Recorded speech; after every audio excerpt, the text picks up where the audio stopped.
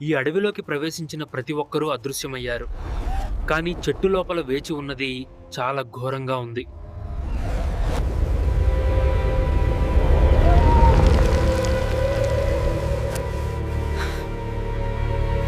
రావి, ఈ అడవిలోనికి ప్రవేశించు.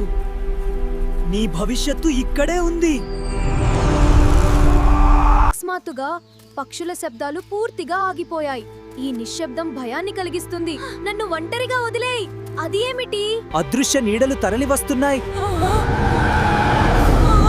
అది ఏమిటి? భయంగా ఉంది. అదిగో అక్కడ. అయ్యో భగవంతుడా, ఏంటిది? నాకు భయంగా ఉంది.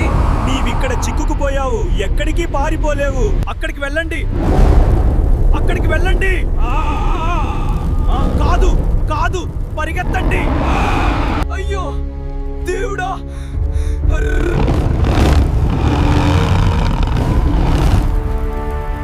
అరుపులకు చెట్లు వంగిపోయాయి.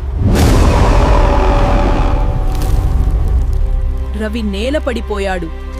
రవి భయంతో పరుగెత్తుతాడు. చెట్టు వేర్లు పాముల్లా అతన్ని వెంబడిస్తాయి.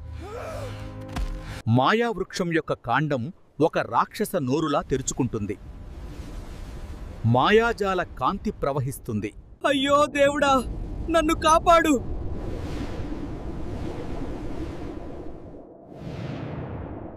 రవి మాయానగరంలో అదుగుపెట్టాడు. ఊదారంగు ఆకాశం, తేలియాడే భవనాలు, ఒక అవాస్తవ ప్రపంచం.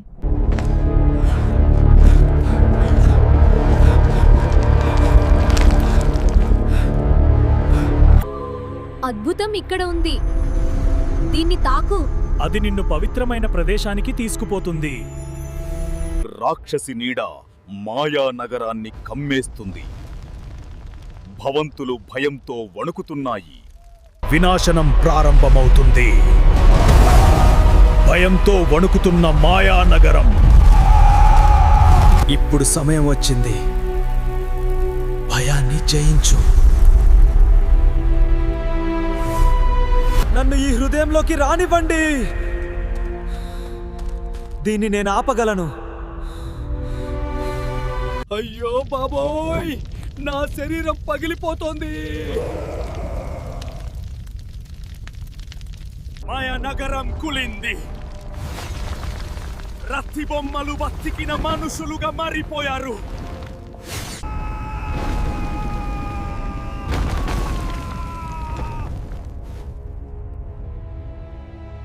అడవి మళ్ళీ సాధారణంగా కనిపిస్తుంది. ఆ చెట్టు పోయింది. ఉదయపు కాంతి ప్రకాశిస్తుంది. ఒక చిన్న మొక్క నిశ్శబ్దంగా పెరుగుతుంది. దాని బెరడు లోపల కళ్ళు తెరుచుకుంటాయి.